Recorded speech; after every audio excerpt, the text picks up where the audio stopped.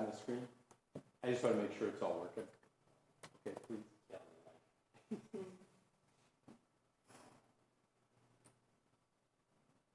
There we go. Thank you. That's it. Yeah, thank you, sir. Yeah. We ready, Jeremy? Yep, you're on. Okay. Good morning. I'm Mark Hamilton, and I'd like to call the meeting of July 25th, 2004 to the Community and Economic Development Authority to order. And our first order of business will be roll call. Mr. Zimmerman, I assume you're making roll call today. Yes. Okay. Allen? Garcia Sierra? Hamilton? Here. Hardy? Here. Maldonado? Here. Potts? Here. Sanders? Here. We have a quorum. Okay, we have a quorum. Thank you very much. Our next, Alder Allen just joined us. welcome Alder Allen. We will wait till you get to the table. Hello.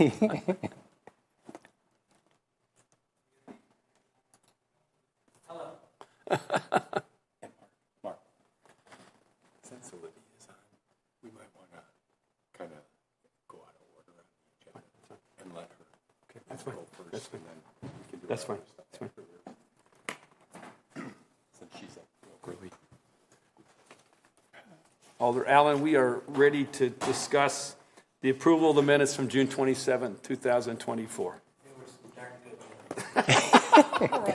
Can I take that as a motion to approve? Is there a second? Second. We have a motion and a second. All those in favor signify by saying aye. Aye. Opposed, same sign. We are nice and efficient. All right, the next item on the agenda will be the public appearances for non-agenda items. I see nobody in the room. Has anybody applied online? Okay. Now we're going to move, before we go to item number 5, we're going to move down to item number 9. So we're making an adjustment to the agenda. Why don't we, before we start I there, know yeah, go through the introduction of Lorene and then we'll adjust. Okay, thanks. I'm trying to get there, so all Yep. right. We will come back. We will go to item number 6. And we will like to welcome Lorene Gage, the Housing Initiatives and Program Specialist who has joined the city here in Fitchburg. Lorene, do you know everybody in the room? Lorene, sorry. Yes, I met everyone this morning. So Okay. yes. So we don't need to reintroduce ourselves to you. Why don't you take a few seconds and tell us about yourself and what you're going to be doing here in your new role? Absolutely. So again, my name is Lorene Gage. I come from Cottage Grove. So I've been a resident of Cottage Grove for about 7 years. Lived in Milwaukee prior to that.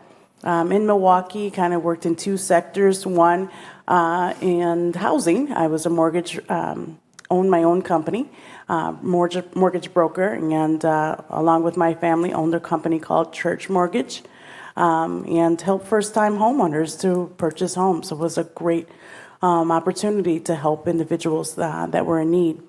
Also worked in education, 15 plus years in education as a teacher, both in Milwaukee Public Schools and also here in Madison. And then when I moved to Madison, I worked for Housing Initiatives, which is an organization that helps individuals that were formerly homeless to have housing stability. And many of the individuals, suffer from mental illnesses, and so helping to support them in those illnesses that they were suffering from. And then also work for Moving Out, an organization that helps individuals that have disabilities. So also worked in the housing sector throughout Wisconsin, kind of helped property managers throughout the state to support the residents and kind of serve as a liaison between the residents and property management. Kind of brings me here. So kind of bringing that knowledge and experience of working in housing, working with residents, understanding from both ends. And then I also serve on the Cottage Grove Village Trustee Board. So kind of also seeing it from an elected official standpoint as well. So kind of bringing that experience. Well, we welcome you to our city roles as well as to our committee. So looking forward to working with you. Thank you. I look forward to working with you as well. Okay. We're delighted to have Lorene on board. She started on Monday, and she's already hit the ground running, so she's going to be a great addition to the team. We're looking forward to it. Okay, now, Mike, we're Yes. going to move to item number 9 on the agenda, which is the Dane County Regional Housing Strategy. And we have Ms. Olivia Perry on the video. So I'm going to turn it over to you, Olivia, and let you take it over. Thank you. Good morning. Thank you for the invitation to be here. It's lovely to be here and give you all an overview of the regional housing strategy. So again, my name's Olivia Perry. I work for the Dane County Planning and Development Department in the Planning Division. I'm a senior planner. Next month, it'll be 20 years since I've been with the county. So we've seen a lot of change in the last 20 years. Over 120,000 people, I think, have joined the county since I have moved here. Let me pull up my video.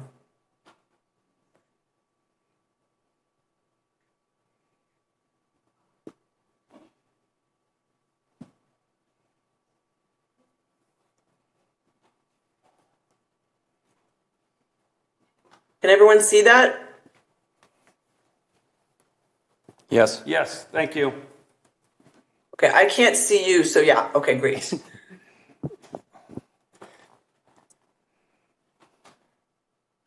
Hold on one second.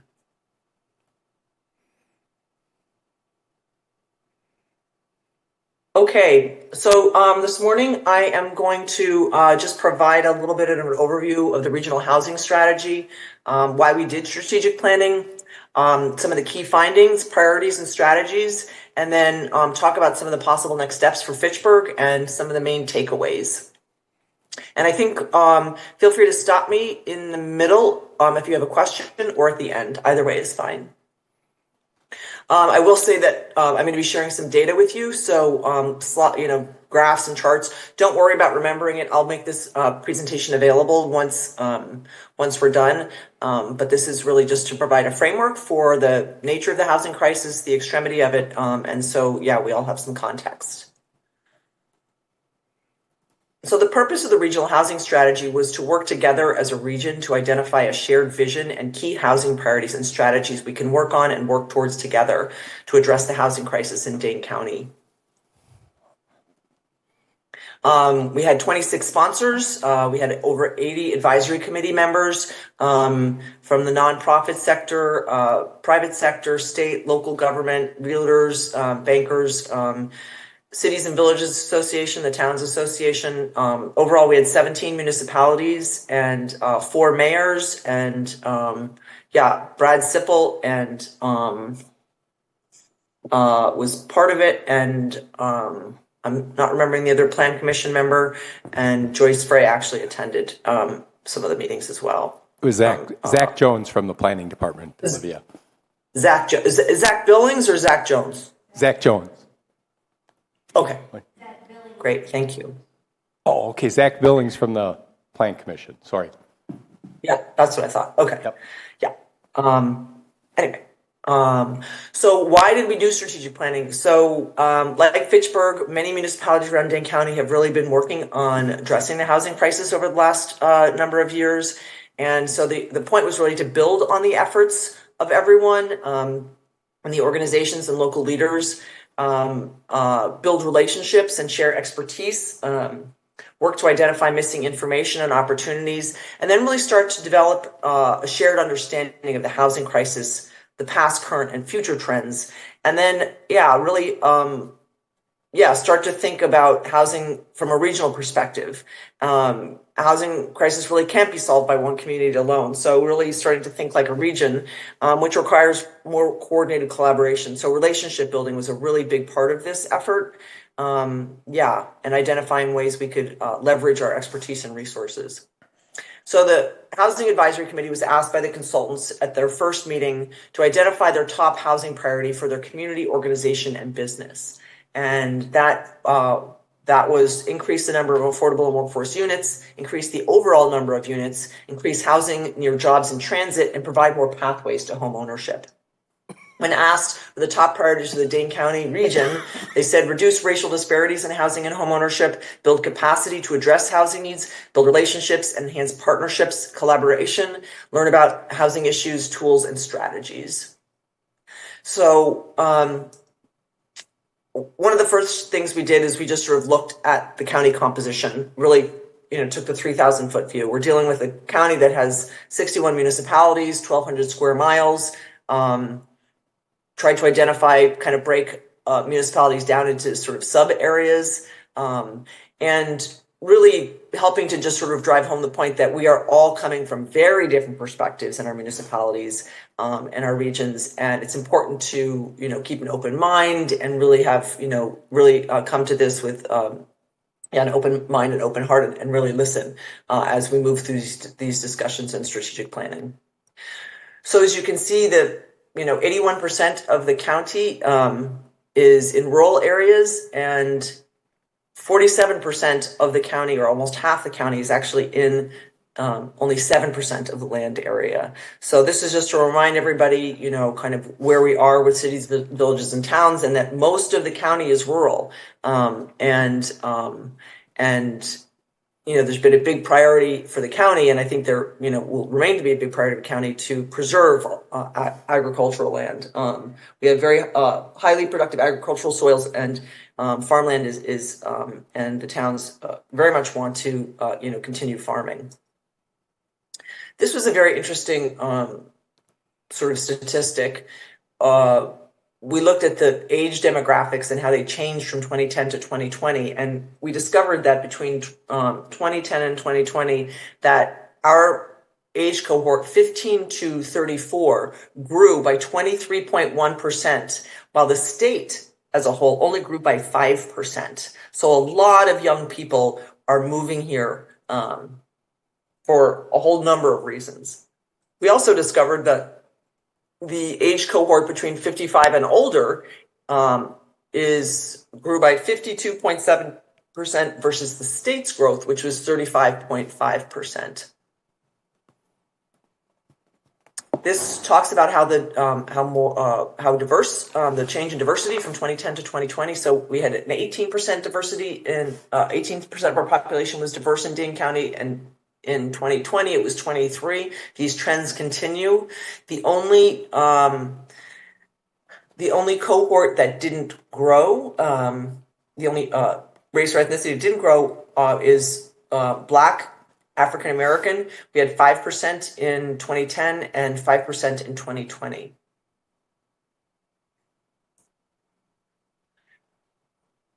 Wisconsin, Dane County is producing jobs at twice the rate the state of Wisconsin is. Wisconsin total jobs grew by 6% from 2010 to 2021. We grew by 14%. During that time, we created 38,000 new jobs in Dane County. And that share of number of jobs being created is growing over time. This is an important sort of visual depiction of what we're seeing with the decreasing inventory. The green line talks about the total households in Dane County. The blue line represents the total employment in Dane County. So employment is growing faster than households, and is actually that gap between number of households and number of jobs being created is actually growing over time. And this is, one of the significant reasons why we are, our inventory is so low. We're not keeping pace with that production.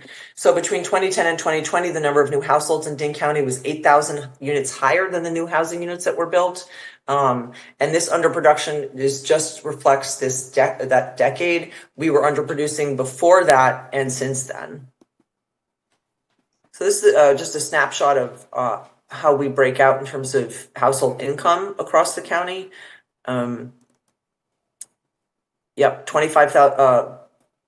61,000 households are 60% below or below area median income. And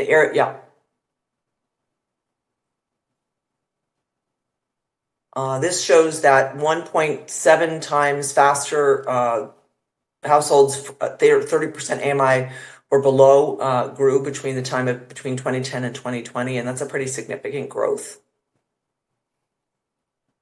Median household income, this is the breakdown by race. So you can see white households have a median income of about $80,000, all the way down to Black African American with a median income of about $38,000.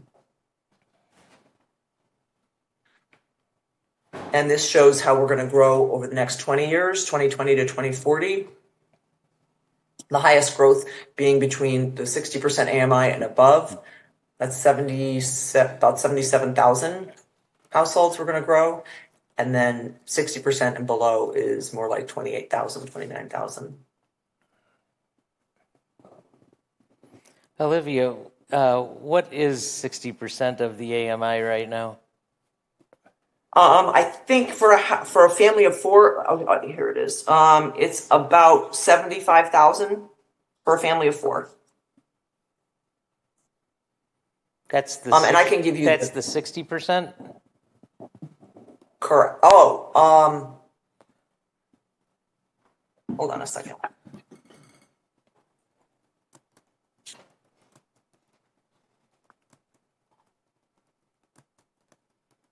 %60% AMI is 77,000. Okay. Yeah.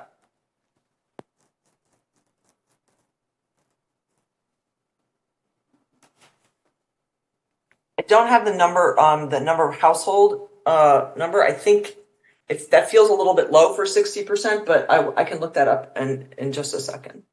It doesn't take me too. So this is how the households break down in Dane County. Right, as you'll see, we have 226,500 housing units in Dane County. About in 2010, 63% of those was in single family. Now it's about 59%. Very slowly, but the number of units, single family units to multifamily units, is actually going down. So this is a slide, this sort of concept or the idea of the big squeeze was really helpful for the Housing Advisory Committee to kind of wrap their mind around what's going on with the housing crisis. As you can see, at 30% AMI, we have a housing gap. The biggest housing shortfall of any housing units is 13,300 for that sector, for that household income. But and this slide in particular is the renter supply gap. So on the other end, you can also see that there are approximately 22,500 renter households that have incomes over 100% AMI, but they don't have housing. There's not enough housing at those income brackets. So everyone is either buying down or buying up. So they're seeking units at affordable, different, income brackets, really, putting the pressure on housing prices and competing for these homes. And this is the owner supply gap. We're seeing the same thing. Creating housing stability. And I will just say that this fact here, when you look at 30% AMI here, and then you look at 30% AMI here, this big squeeze is really creating a tremendous amount of housing instability for the lower incomes who have to compete for these housing prices with people who have higher incomes. And you can see it here, share of cost burden households by AMI in Dane County. So households are considered cost burden if they're paying more than 30% of their monthly gross income on housing. And as you can see, the lower income households in Dane County are paying at least 30% or up to 50% of their gross income, monthly income on housing. So this leads to housing instability. It also leads to a higher rate of evictions. It's one thing when someone who is higher income that pays more than 30% of their monthly income on housing, but when you're lower income, you have a much smaller margin, so it makes things much more precarious and unstable. And this is the housing cost burden by race. So white households, approximately 26% of white households are cost burdened or severely cost burdened, all the way up to Hispanic and Latino, who are almost 50% cost burdened or extremely cost burdened. Homeownership by race in Dane County. Overall, 59% of households are homeowners. 64% of those are white households. For white households, 64% of them are owners. And then that, sort of goes down all the way to Black African American households. Only 13% of Black African American households are homeowners in Dane County. And this talks about, this slide really shows the premium for rental units in Dane County. It's significant. If they've been built built 2010 or later, landlords are getting a significant premium on those rents right now. And this slide shows kind of a direct correlation between the number of units being built and income. So the blue line is the median house price ratio to income, and then the orange is the number of permits per thousand in the population. And when the number of units goes down, the prices go up. And you can see in this slide, we have the home price increased from 2010 to 2022, 226,000 to 369,000. And and in 2023, it was reported that the Madison area had home prices grew the fastest, second fastest in the nation, and more than twice the national average. This slide just compares the home price growth in Dane County versus Wisconsin, and this is the home price growth between 2012 and 2022. Median home price is around $430,000 in Dane County. However, if you are looking at just the homes built after 2010, the median home price is $450,000. So we're going to take a minute and look at housing production and targets. Again, this is the breakout of the units, the type of units that we have in Dane County.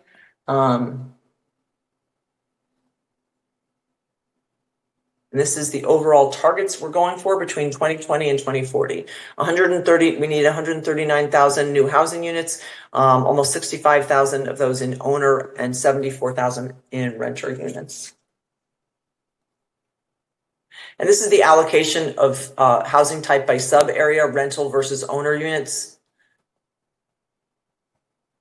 And Fitchburg is considered an inner ring suburb for the sake of this. This is our senior housing production goal. We need 6,000 units of senior housing between 2020 and 2040, about 300 units a year. And this is a further breakdown. So currently, Dane County is building 5,000 units a year, and we project the need for 7,000 units. So we need to be building an additional 2,000 housing units a year than we're currently building. 3,300 of those owner units, 37 new renter units, 1,765 new affordable renter units, and 300 new affordable senior units. Right now, we're currently building about 900 affordable units, so we have to double the number of affordable units that we're bringing online each year.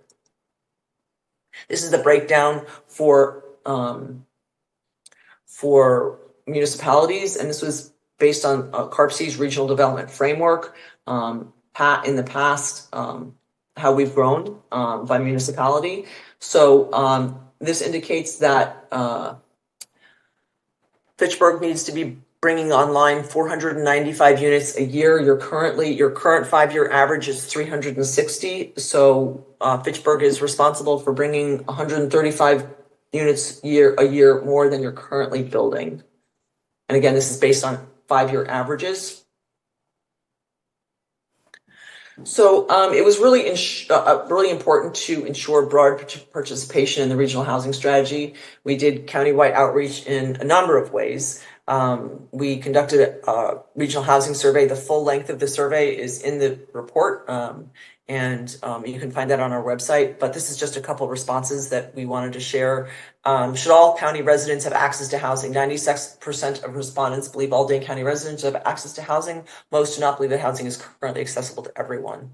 And then who's responsible for addressing the housing crisis? 82% of respondents indicated local jurisdictions should address the housing crisis. 63% also indicated the private sector should work to address the housing issues. We did a number of focus groups, rural, urban, senior, low to moderate income, Black, Latina, Hmong, youth, LGBTQ. So we have a lot of robust information from those focus groups, and that's also in the report. So here's some, a few brief takeaways. People eligible for housing assistance often do not have access to key information about those programs. That's pretty much countywide that I hear this. So that's an important thing to note going forward. While housing costs are lower, outside of Madison, transit is unavailable or more challenging to access, and there is less access to services. So that's a good thing to remember also, that when folks don't have access to transit, their housing expenses go up considerably because they have to use, whether it's a car or an Uber or something to get to just basic services. Discriminatory practices continue to impact people of color who are navigating the housing market. We also did stakeholder interviews. The consultants interviewed builders, developers, realtors, a wide variety of people, stakeholders in the housing field. One comment was the Affordable Housing Development Fund of Dane Counties is a game changer in attracting developers, but could support a more diverse array of projects. Mostly, for the most part, we do gap financing for affordable housing. That may be expanding going forward. We have to wait to see what's happening in the 2025 budget. Rural jurisdictions tend to get proposals for developments under 50 units and cannot access government affordable housing funds. That is an issue. And I think WIDA is really looking at that right now with their new housing funds. Nonprofit housing developers and builders could be intentionally prioritized to receive affordable housing funding. And then a construction labor shortage is preventing the adequate supply increase, thus increasing the price of new homes. And I'll talk a little bit more about that in next steps. So as part of the strategic action plan, the Housing Advisory Committee members were asked to identify their core values and really to kind of create a basis and a framework for their housing priorities, strategies, and action items.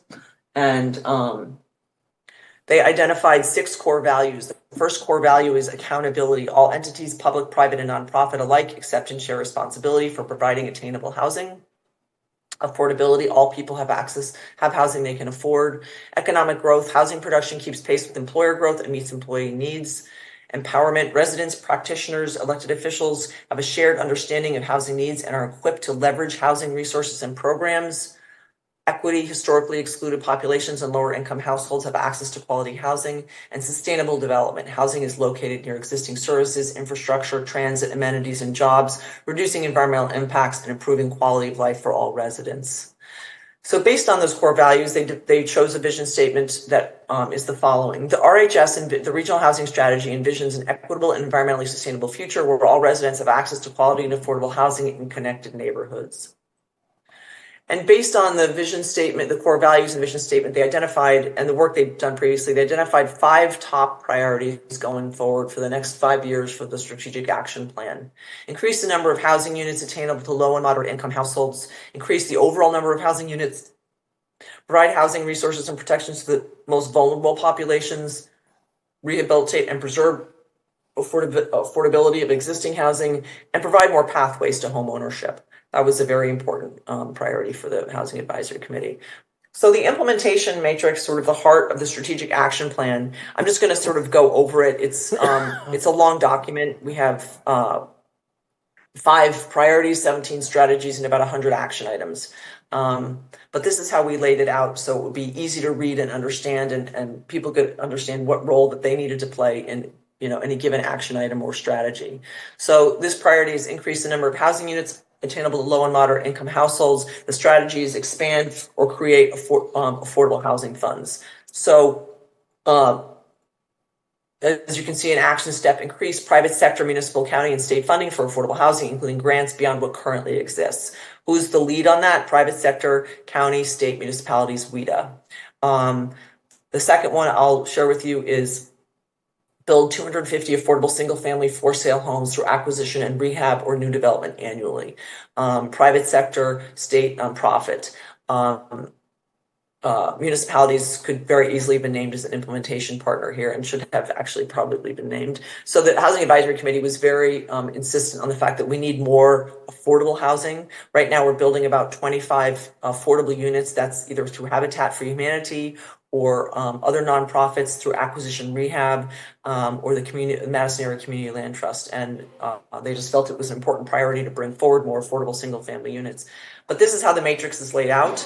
And then after I show you a few more of these, I will kind of talk about the top priorities in each of these areas for Fitchburg. Yeah. So I'll also share that each one of these priorities has metrics so that we can measure these. I will be sending out a survey in the last quarter of each year so we can measure our progress based on our priorities and our strategies. And just to give you an example of some of the metrics for this one is annual funding from the public sector for affordable housing and workforce housing, annual funding from the private sector, and number of new affordable units funded annually versus rental versus single family.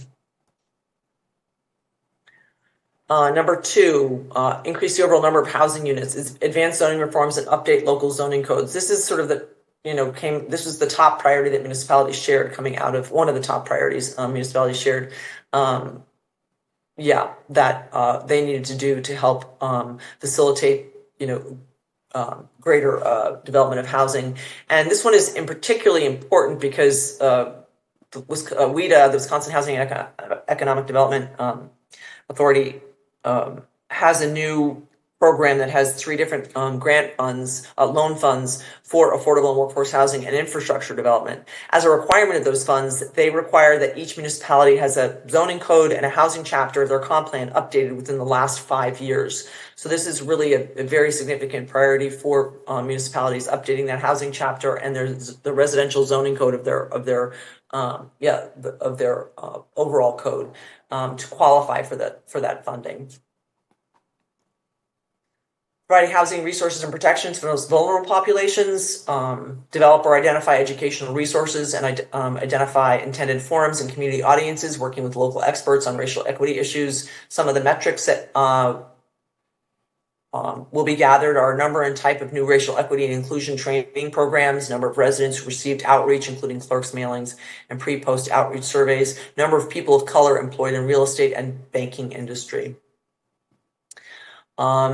Number 4, rehabilitate and preserve existing housing, support acquisition and rehab of affordable units. This is a really important piece of the housing ecosystem because existing units make up a majority of the housing that we have. So it's very important that we work to preserve this housing.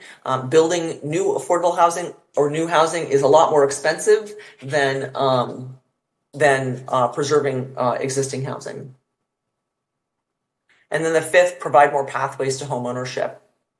Again, you see listed build 250 single-family for sale homes through acquisition, rehab, or new development annually. And then increase funding and education support for first-time homebuyer education, credit score coaching, financial literacy classes, home repair and rehab grants for homebuyers. Some of the metrics include the number of first-time homebuyers, number of households completing homeownership training, number of households that are LMI or Black, and that complete the training, or the homeownership rate in those categories. So the final part of this presentation is about next steps and action items. And I'm just going to go over the top couple of them. Some of them you're already working on. And I realize most communities to some degree are working on some of these aspects, but these are the ones that are really came to the top. And I'll just go through those and then we can talk a little bit about Fitchburg and sort of where you're at with that or if you have any questions. So increase the number of housing units attainable low and moderate income households. Expand or create the strategies, expand or create your affordable housing funds. Increase use of TIF funding to create affordable housing. I know that you do have affordable housing fund. 7 million, I think, is still available in your affordable housing fund. Right, and then you could update your TIF policies to include affordable workforce housing benefit and other housing goals, and then increase the single-family affordable housing production by 250 units a year. So the benefits of multifamily affordable housing is they provide a mix of income levels. So the development you see on the right is a Middleton development, but they're a mix of income levels. So people at varying income levels qualify to live there, and they also have market rate units. And it also allows for seniors and supports aging in place, which is a really big priority for every municipality that I talk to. Seniors don't want to have to leave their communities when they're no longer able to take care of their homes or when they need to downsize. And so this is a big priority for many. And it also, affordable single-family housing also expands opportunities for first-time home buyers, which are almost completely locked out of the market right now. Again, we need to create 1,765 units a year. That's an additional 900 than we're currently producing, than we produced last year. The average is less than that, but that's than we produced in 2023. So municipalities are using their TIF extension funds in a whole variety of ways for new affordable housing development, gap financing for multifamily and single-family affordable housing, preservation and rehab of older housing stock, energy efficiency upgrades. I believe you have about $390,000 that is towards your community navigator program, which is working with local landlords for energy efficiency upgrades, tenant support services and resources, anti-retaliation ordinance administration, and full-time housing and equitable development planner position, and that's in the city of Sun Prairie. So secondly, increase the overall number of housing units, advance zoning reforms, and update local zoning codes. That's something I just spoke with you about.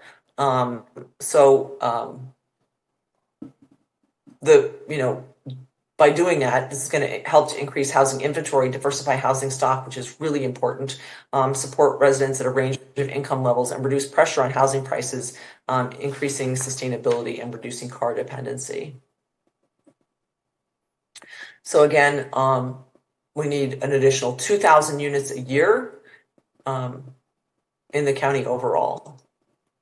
Provide housing resource and protection for the most vulnerable populations, develop or expand renter assistance programs. These two actions, establish a rent abatement ordinance and establish a rental retaliation ordinance, has a tremendous benefit to lower income residents and people of color because they're often isolated within communities, which can lead to disinvestment in those areas, as I know you're aware of, and properties can become neglected. Supporting tenants, local ordinances sends a message to property owners and managers that you won't tolerate poor management and neglect, and provides tenants with legal recourse. Tenants then feel supported and recognized, and it signals to them that, you recognize their challenges and they feel seen and heard. And again, addressing racial disparities in housing homeownership was a top priority for the RHS Housing Advisory Committee. Rehab and preserve affordability of existing housing. And I think we talked a little bit about this. Acquiring and maintaining existing housing stock is really critical. And also providing energy efficiency assistance for older and single-family, multifamily units helps to reduce the environmental impact and monthly energy costs, and helps to update older units and preserve them. And provide more pathways to homeownership, increase affordable housing homeownership production. That's one thing that we could do. Increase funding to Habitat, Madison Area Community Land Trust, Partnership for Housing, et cetera, to create affordable housing. There has been a big priority in working with nonprofits because they tend to create more permanent affordable housing or housing that is more affordable. Create financial incentives for developers to build units in partnership with nonprofits and host first-time homebuyer trainings. There are a lot of trainings for first-time homebuyers in the city of Madison, but it would be really beneficial for us to have those trainings throughout the county. Especially in the inner ring suburbs. So we want to expand that. And I'm happy to talk to you about that. I will say that any minute now, and I shared this with the council last night, any minute now we're going to be coming out with regulations around funding we have for Habitat for Humanity. We have $200 million for outside the city of Madison for land banking. So the Habitat for Humanity will be able to work with municipalities outside the city. If you have land that you know of that you would like to have some single family affordable housing, please reach out to Habitat for Humanity and get that conversation going. I imagine I'm telling everyone about this, so I imagine that those funds won't last. So I really encourage you, if you're interested in producing some single family affordable housing, reaching out to Habitat for Humanity. Obviously, homeownership creates an opportunity to build wealth and have consistent, stable monthly housing payments. And then low to moderate income residents have access to homeownership. Older adults can downsize in their community and age in place. So again, City of Fitchburg, current rate of production is 360. Your annual new housing targets needed are 495. So that's an additional 135 units. So these are some of the things that came out of the regional housing strategy that the county has done. I recently hired a new housing planner. We are in the process of working with a consultant to identify best practices for residential zoning code to address the housing crisis. That will be out this fall. We're developing a whole slew of fact sheets to kind of unpack the regional housing strategic plan, zoning 101, missing middle, TIF extension fund programs, affordable housing. So really to help residents and local leaders really kind of grasp a little bit more in detail what these things are and why they matter to, addressing the housing crisis. This year we increased our affordable housing development fund by $5 million. And again, we had $2 million in land banking for Habitat for Humanity. So the takeaways are really how we grow matters. The 6 core values, while you don't see these words specifically in the action items, it was very important for the Housing Advisory Committee to have these to underpin, their vision and what we need to do. And really that we need different housing types. So we just can't bring forward, anything that, we need diverse housing types to really address all the housing needs of our community members. And so it's really important to be intentional as we, move forward. So ultimately, the regional housing strategy was a significant collaboration and coordination, and addressing the housing crisis will take sustained partnership and collaboration over time. There's a no one size fits all. Each community is different and has a different approach. And there really is a role for everyone to play: public sector, private sector, nonprofit, and residents.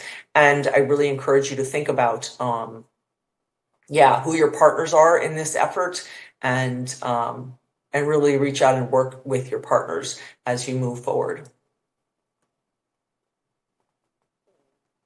So I'm happy to take any questions you might have. That was a lot of information, and I will share the PowerPoint with you afterwards. Well, thank you, Olivia. I will look at our committee members, authority members, and see if any folks have questions for Olivia. Olivia, this is Jenny Sanders. I'm the realtor in the room, so I have some questions. Sure. So obviously my interest is in single family homes and in the ownership piece of it. Have you identified specific, builders and developers that are willing to kind of get with the program and contribute to that, or is that kind of going to be up to each individual city? So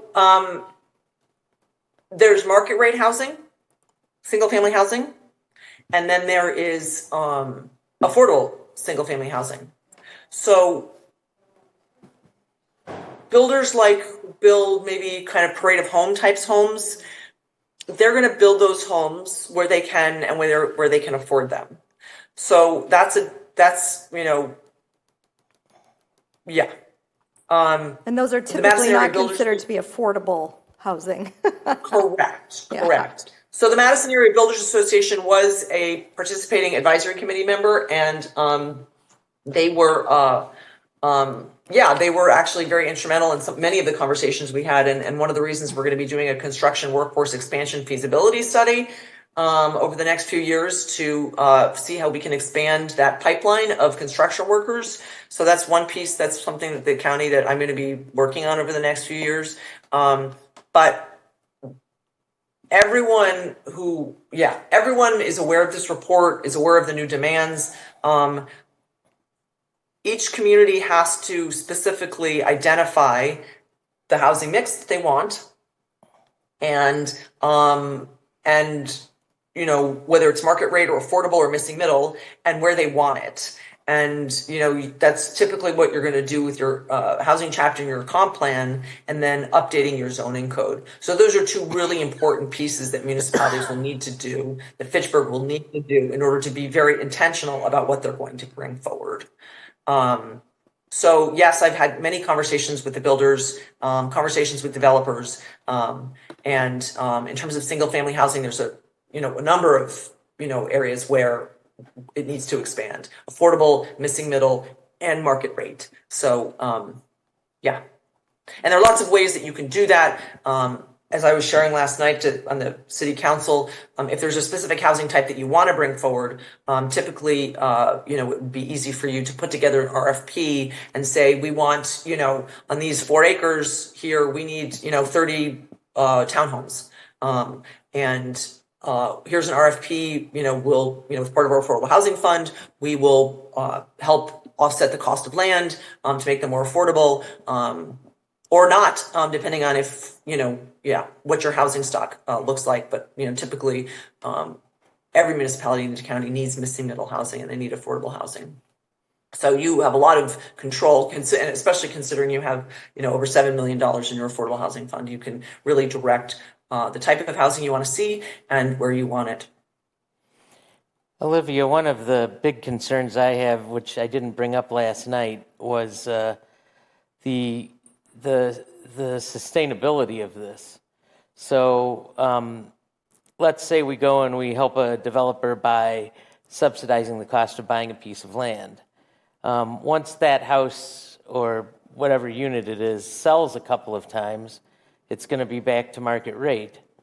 So how do we create the affordability in a more permanent way? Right. You have to be very specific and very intentional about what you're trying to accomplish. If you want more housing that's missing middle, for this generation, then, the subsidy is going to be a lot less. But if you want housing, that's more affordable, or is actually affordable single family housing, the subsidy is going to be greater, and your requirements in your RFP are going to be more significant. So you're going to say, no, I want, single family homes, 1,000 square feet or less, 1 garage, no basement. And it'll take a long time for those to become, as expensive as the, market rate. I encourage you, depending on, what area of the housing market you're targeting with your RFP, I encourage you to work with, like I said before, affordable housing developers. Because their mission is nonprofit. And So, but you really have to define exactly what you're looking for, and the term in which it's going to, be affordable. From my understanding from Habitat for Humanity, and they're not the only answer, certainly, to the housing, the challenge of affordable housing, but they have smaller housing units. They only have 1 garage, and their tenants, because of the, their income model, basically the new owners of the home are only asked to pay 30% of their income. And so they tend to stay in these homes for, really the life of the mortgage at least. But it's really important to be very specific and intentional about what you're asking for and where you want it. Hence why it's so important to update the housing chapter and the zoning code to really lay out those specific things that you're looking for. I just wanted to add, we had a really great collaboration and partnership with Habitat for Humanity some years ago with Renaissance on the Park, with I think approximately 30 homes that they ended up doing on the southern end of that development. And with the information that Olivia shared about the county land banking dollars to Habitat for Humanity, we're definitely going to reach out to them to identify possible sites and parcels in Fitchburg. That would be another opportunity for us to collaborate with Habitat. So we'll be in communication with them to hopefully get in the queue for some opportunities to partner with them. And something I mentioned last night also is I was at a housing conference last week, and there was a session on manufactured and modular homes.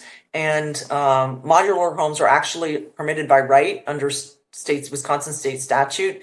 And the organizations that we heard from were sharing with us that these modular homes, and you really can't tell the difference between them and a stick-built home, are actually coming in at 20 or 25% less than market rate. So I'm going to put together a program probably maybe in September, if I can, if not October, so I can have these presenters come to the county and speak to all of us about their model and how they're doing it and how we can adopt that model. Certainly a really, important another card we can play in terms of bringing more affordable housing forward. Olivia, this is Mark Hamilton. I'm chair of the CETA committee. I have two questions. One is a larger question, accountability. You identified all the towns and municipalities in Dane County, and everybody is going to have a set of things to work on. How are we all going to be held accountable to this? Let's say that we're supposed to do 500 here in Fitchburg and we do 100, or we don't do any. Where's the teeth in this significant plan that you folks have put together? So the teeth is that you all, the municipalities and the banks and the realtors and everybody, put a significant amount of time and money and energy into doing this. And every year I'm going to send out a survey, and we're going to come together at an annual meeting, and we're going to talk about what we've done and what we haven't done and where we need to focus. This is not a legal document. For the last 12 years, municipalities have been, tearing their hair out trying to deal with this problem, and this is really the next step. So if people want to address the housing crisis, then they're going to have to get on board. And really, one of the most significant ways we can be held accountable is to each other. If one community is out there, working their butts off and doing, and they turn around and see, other people are just sort of scratching their heads, there's going to be a certain amount of peer pressure. But this is not a legal document. I'm not, this is not, so, my job is to coordinate and manage and support all of you in this effort. So, but you're all going to have to look each other in the eye every year when we come out with our report, and we're sitting down at our annual meeting and say, okay, what can we do better? What are some of the stumbling blocks? I mean, I can imagine municipalities saying, listen, I would love to update my zoning code, but I don't have the money. So, can we, can that be the next thing on a, budget, or how do we, what are some of the things we can do? So I think that we're all just going to really have to look each other in the eye and, look at the report, first of all, respond to the survey that has all the metrics that we're trying to measure, and then come together. We'll probably have an annual meeting sometime at the end of January and February to really come together and, look at how we're doing and what we're doing. And I will say that the housing market is kind of lumpy and sticky. There is a sort of a trend right now where, we had, a huge surge of especially a multifamily come online because the interest rates dropped drastically during the post-pandemic, and since they've gone up, we're seeing kind of some brakes being put on in the especially multifamily, but also in a little bit in single family. So it's a very complicated ecosystem. So we just have to have our eyes wide open and really understand each of the levers that we can all pull, and really continue to learn from each other. One of the things that I've discovered over the last dozen years doing this work is that municipalities really like to learn from each other, and good ideas spread like wildfire. So, okay, thank you very much. My only suggestion on that is that maybe a check-in mid-year instead of just waiting to do it one time a year would be a way to know what's going on. My second question's kind of out in right field. Joyce Fry shared with us the 92-page housing report, and I did look through it. One of the things that was mentioned in that report was retail space and repurposing it. I didn't see that in what you shared today, and I know there's space around Madison that were big office buildings at one time that are sitting relatively empty. Not totally empty, but relatively empty. Can that be used as a tool to help solve some of this by repurposing some of these buildings? Has that been thought about or talked about? I just didn't see it in your report. Yeah, it's not in the report, and WIDA does have and I think the city of Madison has a commercial conversion. Dane County did a commercial conversion loan offering, I think a few years ago. We had no takers. It is a very complicated problem, and I do think the city of Madison. Oh, 1 minute, my hold on a second, my phone is going off.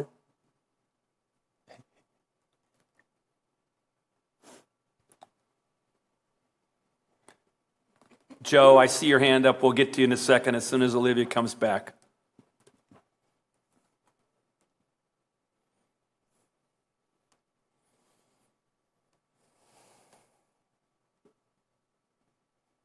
So I do think I think at the city of Madison, they are doing a couple of those commercial conversions. But I can look into that and get back to you. I think in the beginning, there was some limited success with that because, it's a very complicated thing, turning commercial buildings into residential units. Okay. It sounds like it might be easy. You have the shell, but it's a completely different HVAC system. It's a completely different, ingress and egress when you're having housing is very different than commercial development. So just an idea I didn't see. So thank you. I understand there's and I can look more into that and see what other folks are doing. Yeah. Joe Maldonado, you had your hand up. Floor is yours. Yes. Thank you, Olivia. I know we heard this in council yesterday, and it's a really comprehensive presentation. I appreciate it. The question I have is around gentrification and kind of displacement. And I know some of the answers sort of touched on it, but I'm hoping for like a more direct answer. What are the things that municipalities and other entities can do to prevent gentrification when we're developing housing, right? You could develop a huge unit, but there may be folks that have lived in the neighborhood a long time who, paid, less than $1,000 in rent, and all of a sudden the rent is like sky high because there's, developments that have popped up around them, and right. Folks from Epic moved in, and right. Yeah. So one way to address that, and I'll be very honest with you, it's a very difficult thing. It's a very difficult thing. But one way to address that is actually have nonprofit affordable housing as much as you can, right? They keep affordability. It's a sort of a legal requirement of their mission, to keep affordability. Another way is to put affordable housing in high resource areas. Affordable housing is income restricted from 30% all the way up to 80%. And that doesn't change. And those income restrictions are for 30 or 40 years. And then they can get renewed, with some probably support from the municipality. So tearing down older housing stock is a very serious thing. And we don't want to lose that older housing stock. So to the ability that you can rehabilitate it, preserve it, acquire it, sell it to a nonprofit, but do what you can to preserve, older housing stock. I mean, some older housing stock is simply not, may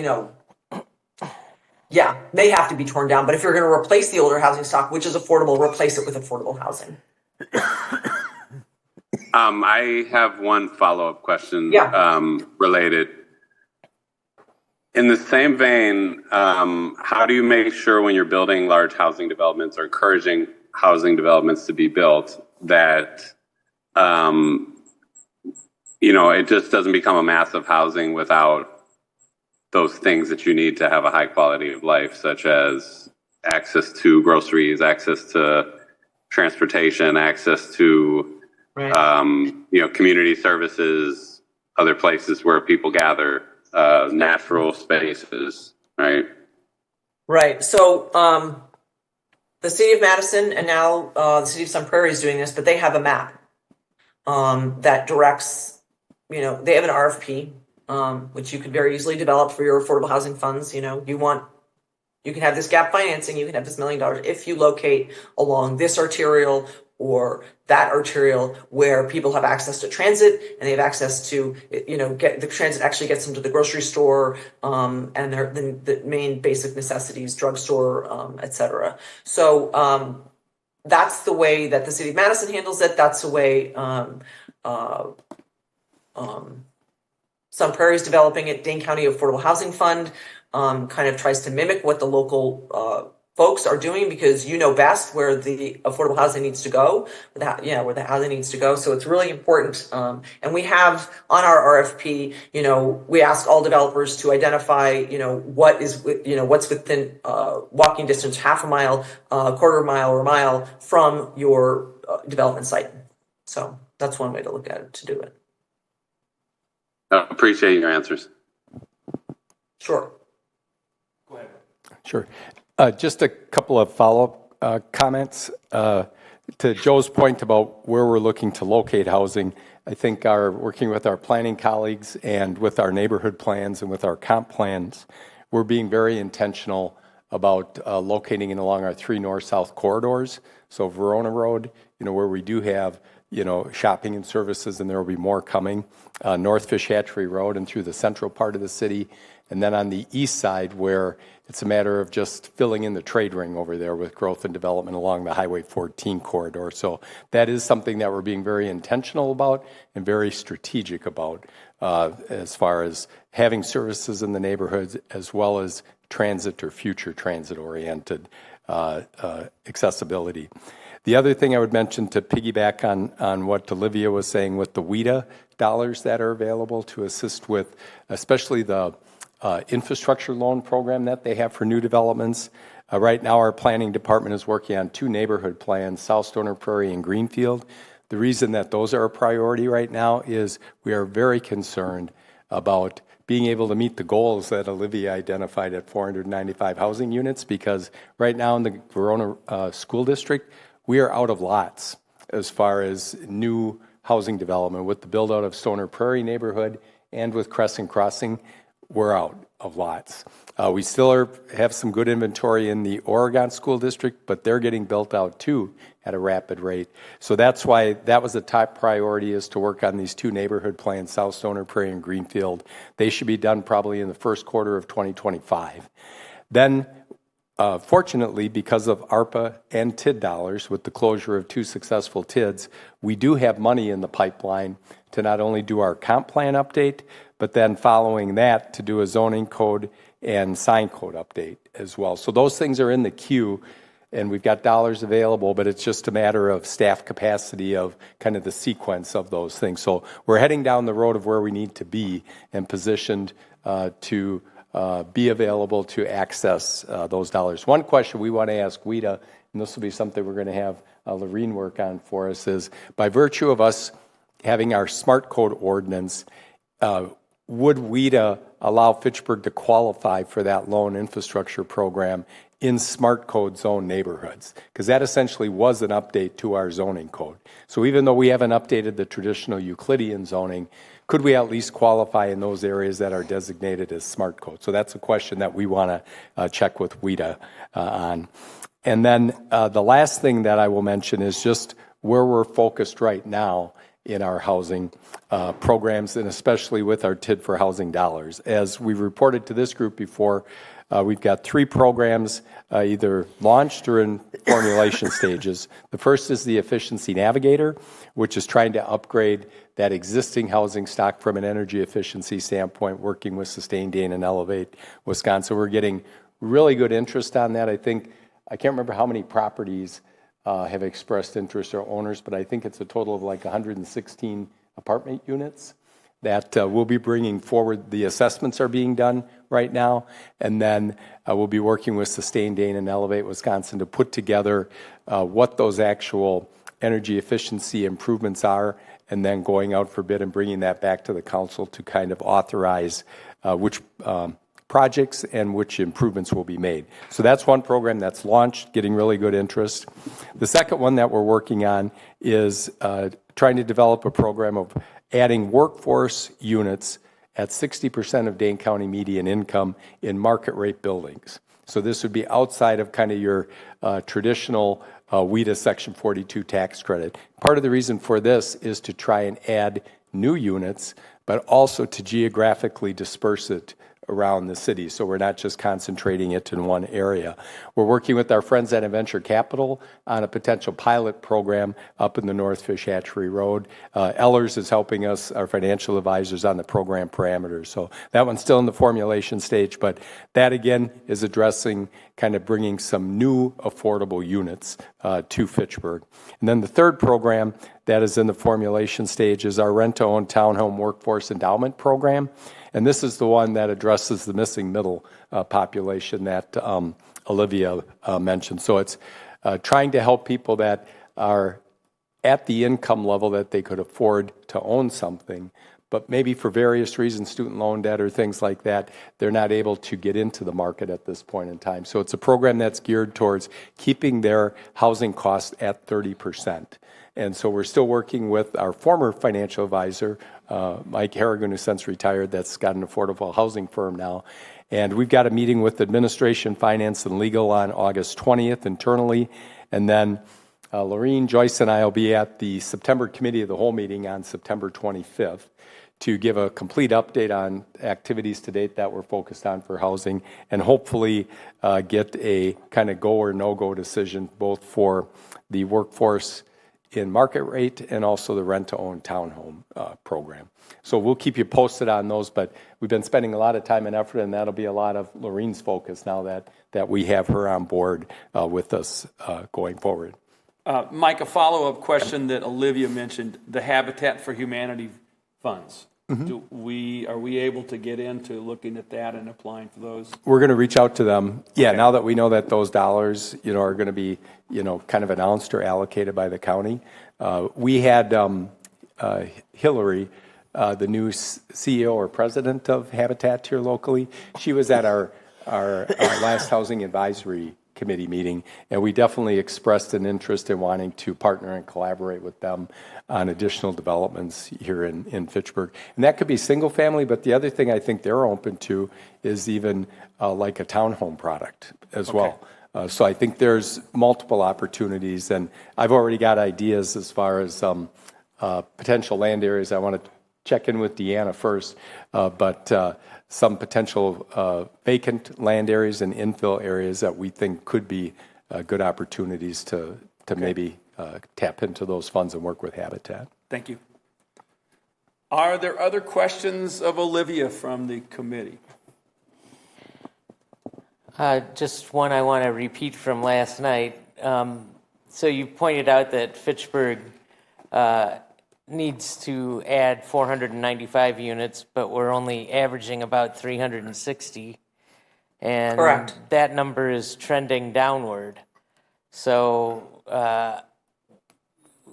what are specific things that we can do to kind of pick up the pace? Because, Fitchburg doesn't build units, so we're going to need developers to come on board. And I think that goes back to one of the earlier questions, which is, have we identified the developers who will do this?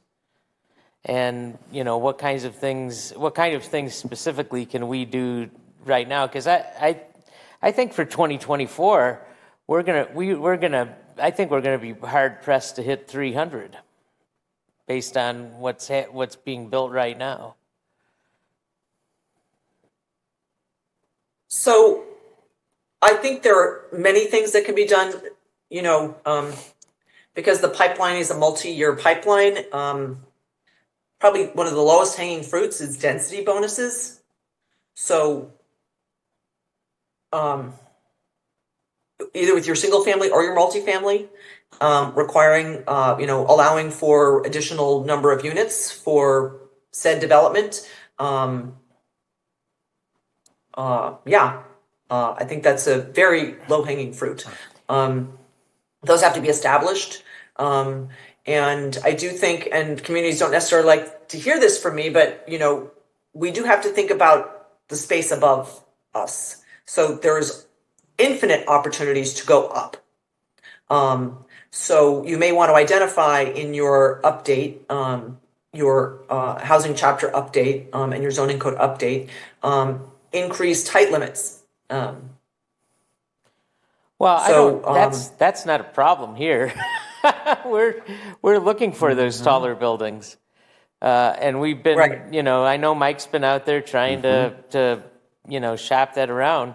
So there just don't seem to be develop. And in fact, we just approved that, and they're actually starting construction on a development with 60 houses on about 5.5 acres or so. But that's all going to be $500,000 houses. right. And so the next time you do it, maybe it's 80 houses. Or maybe they're all townhomes. Or maybe there's 900. Well, maybe they're 900, maybe they're 900 square feet. I tried to convince the developer to go with more attached housing, and he just wasn't interested in that. So then again, that's why you have the RFP process. The RFP process allows you to bring forward exactly what you're looking for. So, if you're not doing an RFP process, you're like, basically you're going out to developers and say, hey, we got this land, let's make a deal. That's a totally different thing than saying, we are asking for this specific thing, and here's $1 million to underwrite your project. That's a very, very, very different thing. And reaching out to a private sector developer versus a nonprofit developer is a very different thing too. So, well, this particular developer already owned the land for a long time, so right. that wasn't in the cards. Yeah, and I will say, because of this requirement, this 5-year update requirement for the comp plan housing chapter and the zoning code, and municipalities are moving just to do those two things. And in recent years, we have seen that municipalities are no longer updating their whole comp plans at a time because it's just too time consuming. It's much more efficient, focused, and effective if you update one chapter at a time or 2 chapters at a time. And because WIDA does require the 5-year updates for both the zoning code and the housing chapter, the comp plan, the residential zoning code and the housing chapter comp plan, that's what I'm seeing municipalities do. I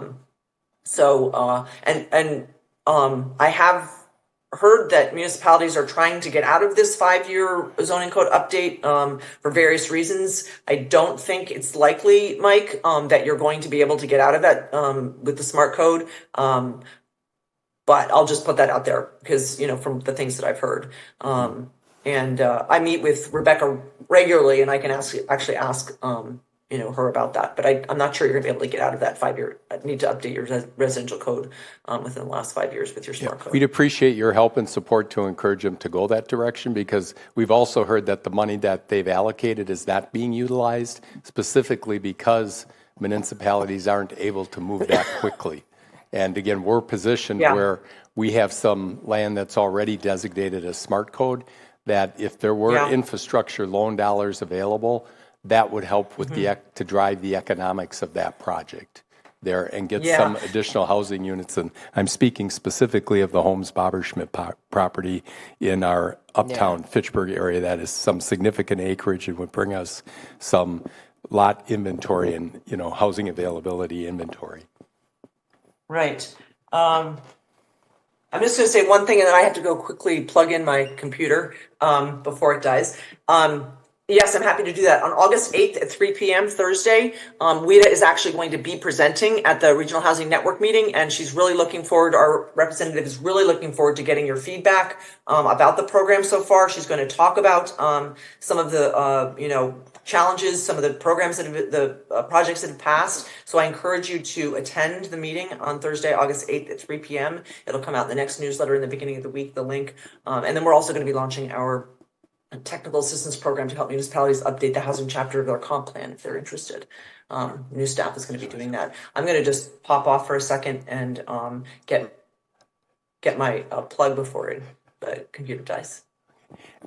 I just wanted to say thanks to Olivia for all of her work, not only on the Dane County regional housing strategies, but also she serves on Fitchburg's Housing Advisory Committee and has been there from the get-go with that organization, and has been, again, a great partner for us and a wealth of information and collaboration. So we very much want to thank Olivia for her efforts at the county level, but also her willingness to participate at the Fitchburg level directly. Okay. Are there other comments for Olivia? Well, Olivia, we thank you for your time today. This is a very comprehensive report and a great presentation, which is filled with a lot of things that we got to all put together and piece together and prioritize. But I think it sends a good message to our communities, not just community, and hopefully we'll get some traction on moving all this forward. So wherever we can help as a committee, Mike and Lorene, well, you got your hands cut out, job cut out for you. So just let us know in the future. So thank you very much. Can I Thank just, you. Go ahead, Jay, sorry. Can I just ask one question before you go? On the zoning code update, our residential sections are in desperate need of being updated. I mean, they were largely written in the 1970s and reflect, 1970s style development, which is not what we're even building anymore. So we rarely ever zone anything to like a low density residential because that's just not what we build here anymore. But is that 5-year requirement, is that for the entirety of the zoning code, or could we just do the housing chunk? Okay. Yes, just the residential zoning code. That's all they're asking. 5-year update for the residential zoning code and the housing chapter of the comp plan. Exactly. Perfect. Yep. And Olivia, did you say last night with the new position that you just hired at the county level that you're going to be helping local municipalities, maybe sharing some best practices on kind of zoning code updates specifically related to housing? Right. Did I so hear that the right? new person, right, yes, you did. The new person right now on Thursday, August 8th, is going to launch a technical assistance program for municipalities who are interested in updating the housing chapter of their comp plan. As soon as we get the best practices residential zoning guide to address the housing crisis this fall, then we will be working with municipalities to help them evaluate their zoning code and update their zoning code. Now, we're not going to be writing the code, but we're going to be evaluating and making recommendations on the different pieces of your zoning code that could be updated. We've asked for a fairly extensive evaluation guide and checklist, identifying, the names of zoning districts, best practices for permitting. So that will be out this fall. And I'll be doing a presentation on that this fall when that comes out, or the consultant will, yeah. Okay, thank you.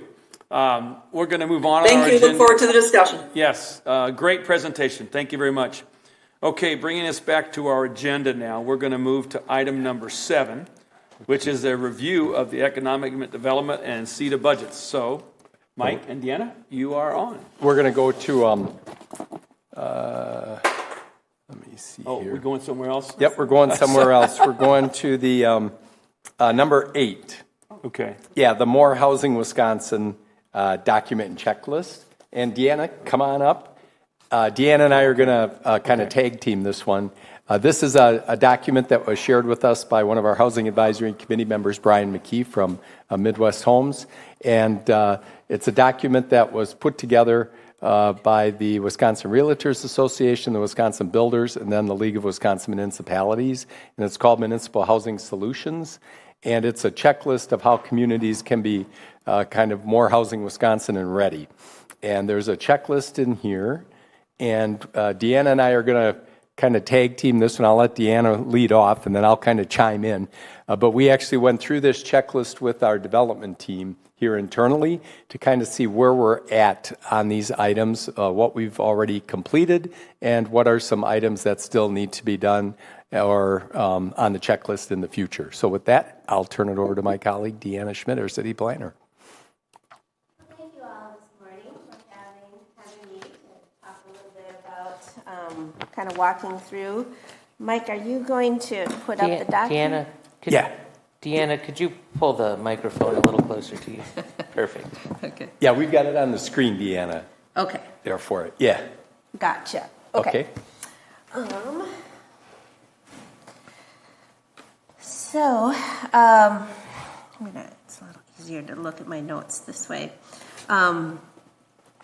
So this document, we took a team of staff on an afternoon and just kind of walked through to evaluate where we are on this checklist. I think what we found is we're pretty good in some things. We've got some room to do some improvements, and so we can just kind of walk through there. The first one, has your community taken steps to understand the local housing needs and affordability? And we certainly have. In 2020, the city updated the housing element of our comprehensive plan. So we checked yes on that one. We have conducted a housing needs assessment. And then we have conducted a survey of the existing housing stock. And we also have completed the housing affordability analysis. So we have been working through some of these already. We have adopted a local housing strategy, and we have reached out to the following stakeholders. So we checked business leaders, major employers, school districts, local residents, nonprofit housing developers, home builders and landlords, and then also senior citizen groups. Did I miss any there? And the Realtors and the Builders Association as well. Thank you, we've Mike. kind of done. And the housing plan, the first one there on that page was the housing plan that we adopted in 2019, which has been guiding the actions and activities of the Housing Advisory Committee. We'll move on to the zoning strategies.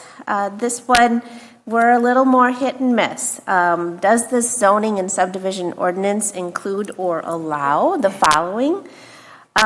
We do not currently allow multi-housing units in our single-family residential zoning districts.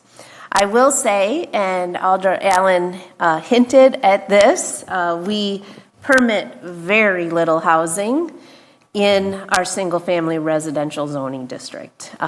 Because it is a very dated zoning district, almost everything that we do comes through planned development district or smart code. So I would say about half of the housing that we're building right now is coming through smart code and about half just through planned development district. More specifically, what that means is in most cases, we do not limit density when it does come forward. In most, usually the developers pretty much know what they can financially build, and in my experience, we have not limited density, at least since I was here. In the one case that there was a limit, and that was, Alder Allen, you mentioned the 60 units. There was a previous agreement and CDP that predated all of the current planning staff. That was an agreement with the neighborhood, right? That additional housing units would not be allowed on that site based on that earlier agreement. So there can be some factors involved in terms of that, but in our planned development districts, when we do that process, there is no limit on the density. There is no technical limit on the height of what we build. That's really what comes forward and what Plan Commission is comfortable with, and then of course what Council is comfortable with. So if that kind of makes sense about where we are. The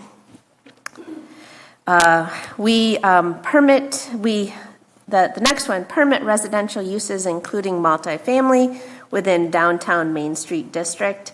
The team is working on more downtown for Fitchburg in our uptown, just off of Lacey. But right now, we don't, at least in my mind, consider that we have a true downtown district.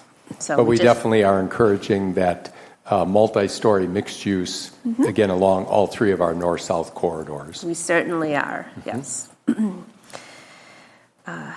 We do permit residential uses, including multifamily in our commercial districts. We currently do not allow accessory dwelling units by right in our single-family zoning districts. We do allow them in special cases for a dependency relationships. For example, if you had a mother that you wish to move in, we do allow that, but we do not allow accessory dwelling units currently in our single-family zoning districts. That said, accessory dwelling units are by right in Smart Code. Minimal or no parking requirements. The city of Fitchburg does not have parking requirements in our code. We do have standards. We, especially in our plan development districts, have a pretty wide range of flexibility to what the developer believes is a reasonable approach for parking. One thing we do try to do with the multifamily buildings is have one stall per unit, either underground or in structured parking. That has been kind of a guiding parameter that we've had. Currently, we do not have the potential to permit single-family homes converted to multifamily homes. That is not something we do currently. Multifamily townhomes, condos, apartments, dwellings, multiplexes with the same similar or lot dimension requirements of single-family when practical. This one's a little bit trickier. Once again, we do much of our housing under planned development district, which it's certainly possible to have what could be considered a single-family lot in terms of size with multiple units. And then also Smart Code is very flexible in terms of multifamily in what could be considered a single-family lot when practical. So, I think the bigger issue here with multifamily housing is financing and underwriting the projects there, just because of the Fed requirements. The townhome product, it's the zero lot line, kind of fee simple, has been the solution for that product. But the garden style condominiums, like let's say across the street here with Glenwood Heights, that's what's stuck right now, where you can't get some new product because of the financing and underwriting and the pre-sales that you need to get that financing and underwriting. So I know last night at the council meeting, Olivia mentioned, I think Middleton, Jay, she said brought forward an ordinance or a resolution encouraging the feds to kind of loosen those requirements and restrictions, because it's really creating a gap in the marketplace as far as new housing stock for that kind of product. For the next one, our zoning code does not have a minimum dwelling size or floor area size, and neither does our Smart Code. That is not something that we generally look at. We do allow zero lot lines, even in our standard zoning code. And as Mike mentioned, we are getting quite a bit of the zero lot line homes. It does seem to be just very friendly in terms of financing and sale. We do allow an increase of density by allowing smaller lot sizes. And that's particularly reflected just by doing our planned development districts and our Smart Code. The next section in the gray box, do your community zoning and subdivision ordinances offer incentives for workforce housing? And unfortunately, I'll just be brief. We don't have specific programs or incentives for workforce housing at this time, but I'm sure we're moving in a stronger direction there. I'll slip down to the next page here. And just on that previous section, there again, while we don't offer density bonuses, we're encouraging developers to do as much density as they're comfortable bringing forward there. Yeah, I haven't seen any pushback from Plan Commission or Council on having greater density. So that is generally not what happens in our discussions with projects. Density is welcome in Fitchburg. Has your community reviewed its zoning and subdivision permit approval process and then taken the following actions? And yes, actually, in the last couple of years, we have made some significant changes in our permit approval process.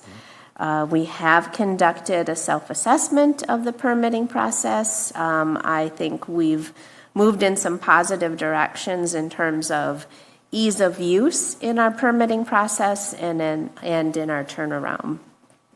And one of the key factors in that is we've got our development team that meets weekly now. That includes a comprehensive group of city departments that are involved in the development process.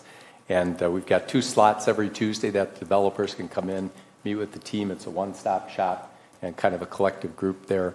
And that's really, I think, facilitated the ease of our development process. And kudos to Deanna and her team and the entire development review team.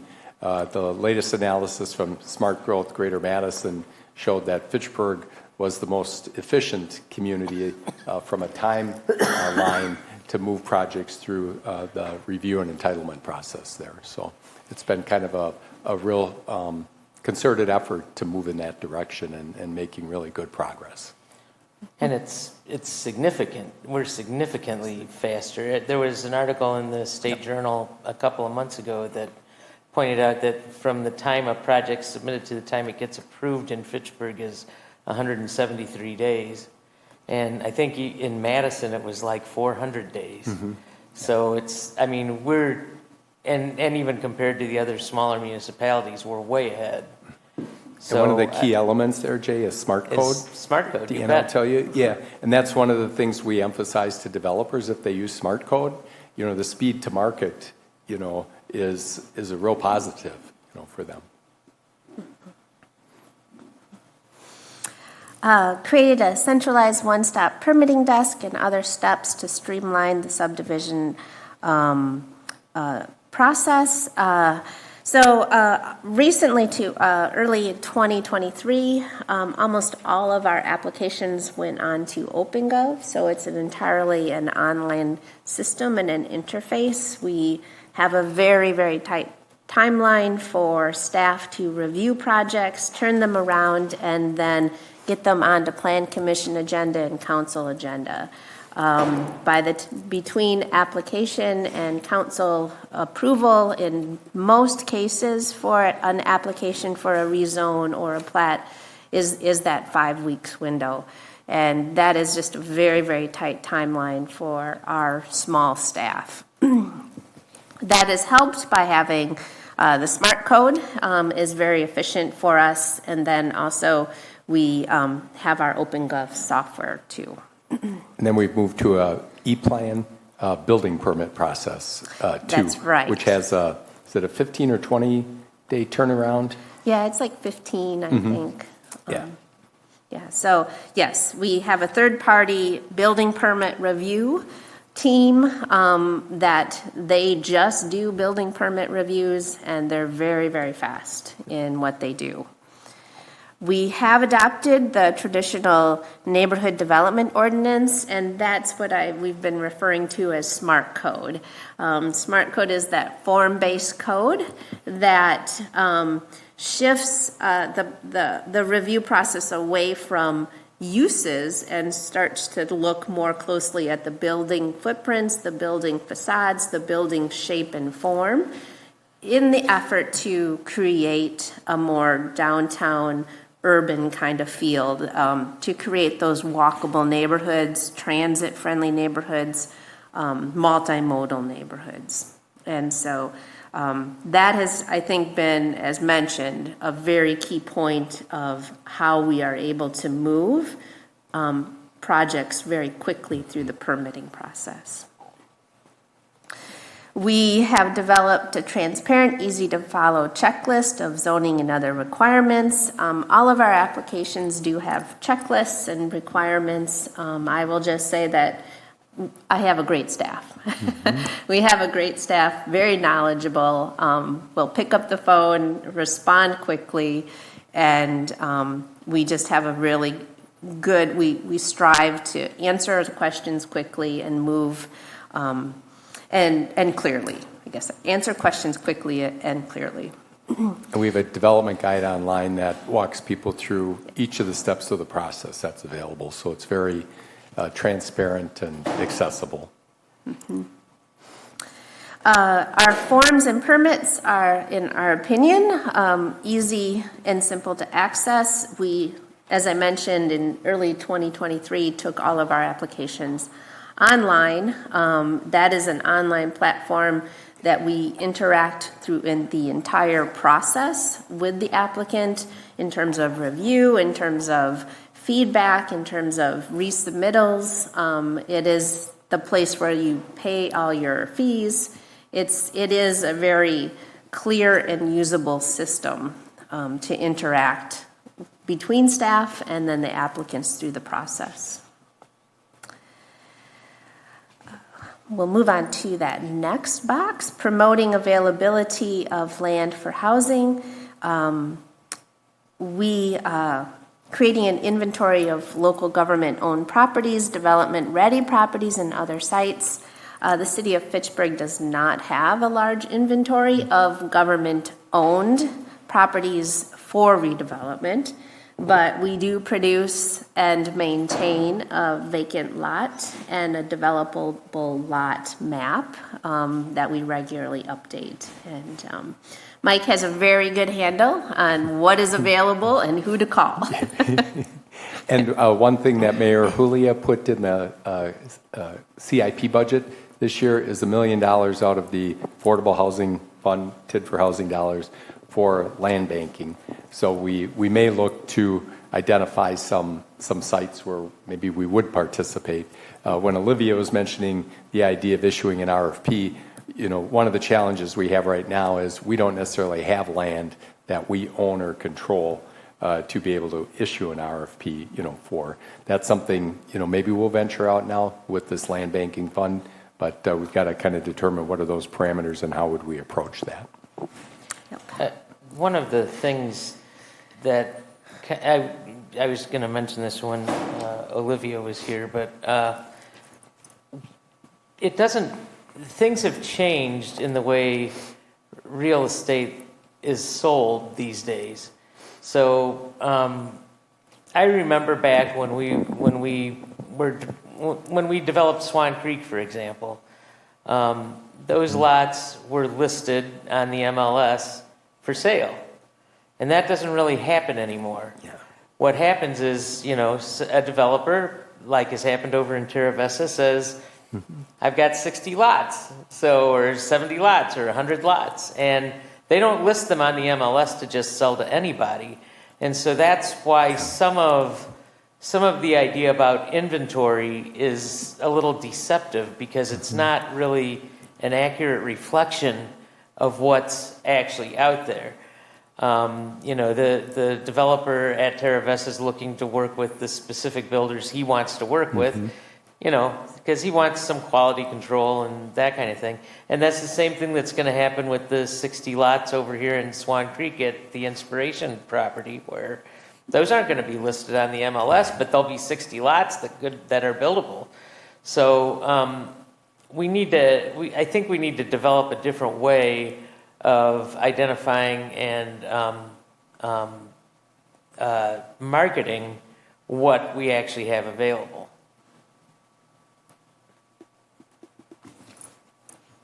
We'll kind of talk about that internally. Okay. So some of the actions to encourage infill development, and Mike has already noted this, we are very strongly in support and encourage and support infill development where possible. We do have a potential inventory of infill sites. We are in contact with developers regularly. We have flexible regulations to allow the development of irregular and substandard infill lots. And frequently once in a while we'll have like a single family lot that comes up off of Delview that we can get a house in there, but just was never built. Allowing mixed uses for infill development. Our comp plan is very clear about supporting and promoting mixed-use development, and then assisting the consolidation of infill lots into larger, more developed parcels. That is something that we are more than interested in supporting. I think one of the challenges in that category, and maybe a frustration for us as, again, city staff, is there are some prime infill sites within the city of Fitchburg, right in the heart of our urban service area, but families just aren't ready yet in a position that land is available in the marketplace for whatever reason in their family situations or estates and things like that. So, we stay in contact with them, and if we've got developers looking for land, we send them, to those property owners, but we can only move as fast as some of the families make their decisions and make that land available.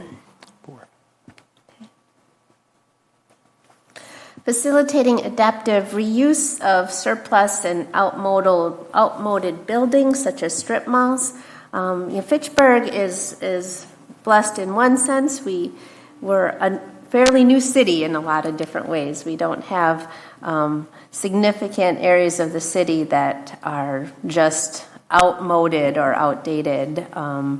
And maybe, Mike, you can talk a little bit if you have some other thoughts about that. Yeah, no, we don't really have, a lot of vacant space, that's out there. Even, office buildings, the most recent one that we had that was vacant was the CDW building just down the hill from us here that Promega now has acquired and is starting a retrofit and a renovation on. And then the one industrial building that we have over there that used to be United Vaccines just south of the theater overflow parking lot. We now have a prospect that's looking at taking that building and space. So it's a good bad situation where we don't have a lot of vacant inventory, there, but sometimes then when we have prospects that are looking, we don't have a lot of options for them if their search starts out with an existing building as their first priority. And to date, I'm not aware of specific partnerships with major employers, nonprofits, private developers to acquire land. We are having just very preliminary conversations with UW Health over here in Uptown. They're going to be bringing us, hopefully in spring, summer of 2025, in Uptown, the first medical facility, a physical rehabilitation hospital, a joint venture with LifePoint. And one of the things we've been talking about with Mike McKay from UW Health Real Estate is the idea of maybe partnering with them and with Avante Properties over there on a workforce housing kind of project in that neighborhood. So we're going to be doing some visioning with that collective group. Deanna and I have a meeting today with Avante Properties talking about some visioning for Uptown, and I think that'll be part of the conversation as we even go through that exercise. Yep. Funding and financing, and I think, Mike, you might be able to speak a little bit more about this, but as noted earlier in the meeting, we are taking advantage of the affordable housing extension with our tax incremental financing. Yep. Using the tax increment financing in the building or rehabilitation of affordable housing. And then entering into public-private development workforce housing for the community. Yep. I would just add in, we've had some very successful TID districts, which has helped us build up that affordable housing fund. In fact, we're probably going to be a little higher than the 7 to 8 million people referenced because the town of Madison TID that was in place is coming in a little bit higher. So we might be closer to 9.5 million as far as the dollars that we have available. Well, although while that might seem like a lot of money, as we venture out with some of the affordable housing programs, that money can go out the door and be utilized pretty quickly. And we're not going to have another large TID ready to close for probably at least 10 plus years. So one of the things that we as staff are kind of looking at is how can we leverage those TID for housing dollars working with other partners, or how can we create some programs that are kind of sustainable. So that's one of the things that's attractive to us for the rent-to-own townhome program, because that one is modeled on replenishing the fund. So if we would do a set of 10, people rent, transition to conventional mortgages, and then replenish the fund, maybe we could do another set of 10. So those are some of the innovative models that we're trying to look at from a business standpoint there. Then the other thing I'll mention is that we've also strategically aligned where we have tax increment districts in place that align with our healthy neighborhoods as well. So we've got TID number 10 in Fish Hatchery Road right down the middle, TID 16, the new one that we created just recently in Southdale, and then TID 17 on the west side of the city. In each of those TIDs, there's opportunities to utilize TIF for housing opportunities within each of those geographic areas. So we'll keep you posted. Stay tuned on those opportunities. Mike, you want to talk a little bit about the Housing Trust Fund and... Yeah, we haven't done anything there. So I think we need to probably learn more. We are going to have a conversation now that we've got Lorene on board with the Madison Community Land Trust. We're going to schedule that meeting for a couple months out. And then this Friday, tomorrow, we also are meeting with our partners and friends at Dane County because Dane County's updating their 5-year consolidated plan for how the county utilizes and what the priorities are for community development block grants, CDBG dollars, and also home funds. And we feel we're poised and want to kind of get some priorities out to them of how we could use some of those dollars. So that meeting is tomorrow afternoon. Yeah. Approaching major employers and community benefactors to solicit private support for workforce housing. Mike already talked a little bit about UW hospitals. And the other thing I'll mention is our friends at Madison Development Corporation. We partner with them on the venture debt program that Dan is our representative for revolving loan fund for science and tech companies. But they've got a workforce housing fund as well that is capitalized by some of the major employers within the region here. So there may be opportunities to work with them on projects here in Fitchburg. And in fact, they were part of the capital stack for one project in Fitchburg, the one immediately south of the Hy-Vee grocery store that Jacob Klein did. The workforce housing fund that they have through MDC was part of that project. So they are, already active not only just in Madison, but willing to participate in other, surrounding communities in Dane County. And we know Lori Heineman and their team really well and stay in regular contact with them. I do think on this issue, we need to have a clear definition of what workforce housing is, and we need to pound it into these developers when they come in here and say, yeah, I've got a development that's going to be workforce housing, and all the units are $400,000. That's not workforce housing, and they need to grasp this, because I've had to do my share of education with these developers when they're talking about, well, we're going to build a building and it's going to have 50 units in it and they're going to be about $2,200 a month. That's not workforce housing either. So I think we need to create a definition for that, which obviously will have to be dynamic because that's going to change from year to year as the median income changes. But still, we need to emphasize that we are looking for that kind of housing, and they aren't going to be able to just come in and say, yeah, these $400,000 houses are workforce housing. I mean, and I've made this comment before, I think we probably only have maybe 15, maybe 20 people out of the 300 people that Fitchburg employs that can afford to live in a $400,000 house. So, that's definitely doesn't meet the workforce of our city, let alone the other residents who live here who are working. There's a lot of people who are working at Target and Hy-Vee and Quick Trip, and they're making $40,000, $50,000 a year at the most. I think we've been very conscious about kind of changing the way the language we use. So instead of affordable within market rate, we now are using workforce within market rate.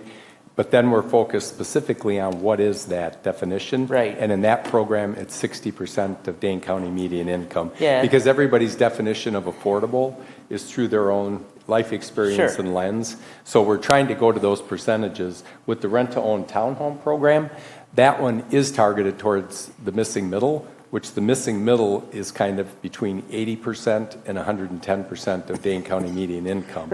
So we're working on different kind of cohorts, specifically within those percentages. If you're trying to do home ownership, probably below that 80%, you really need to be working with other partners like Habitat for Humanity and some of the other ones that Olivia identified there, because it takes a lot larger investment and kind of subsidy to get down to those levels. So that's why we really do want to, reach out to Habitat to see if they could be a partner to bring us housing inventory that meets thresholds below that 80%. But we still need to have a clear definition of what workforce housing means, because we're using that phrase in all these documents multiple times.